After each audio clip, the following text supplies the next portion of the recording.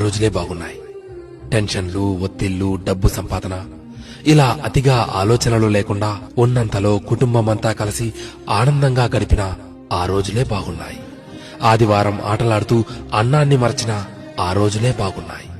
Mineral water గోల లేకుండా కుళాయి దగ్గర, బోరింగుల దగ్గర, బావుల దగ్గర నీళ్లు తాగిన ఆ రోజులే బాగున్నాయి.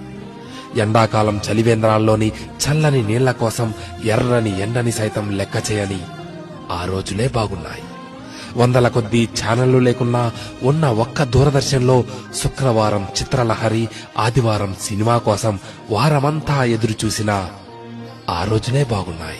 సెలవుల్లో అమ్మమ్మ, నానమ్మల ఊళ్లకు వెళ్లి ఇంటికి రావాలనే ఆలోచనే లేని ఆ రోజులే బాగున్నాయి.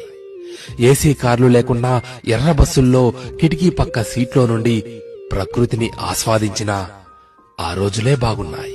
మొబైల్ డేటా గురించి ఆలోచించకుండా బర్త్డే డేట్ గురించి మాత్రమే ఆలోచిస్తూ చాక్లెట్లు పంచిన ఆ రోజులే బాగున్నాయి. మటన్ బిర్యానీ, చికెన్ బిర్యానీ లేకున్నా ఎండాకాలం వచ్చిందంటే మామిడికాయ పచ్చడితో అందరం కలిసి కడుపు నిండా అన్నం తిన్న ఆ రోజులే బాగున్నాయి.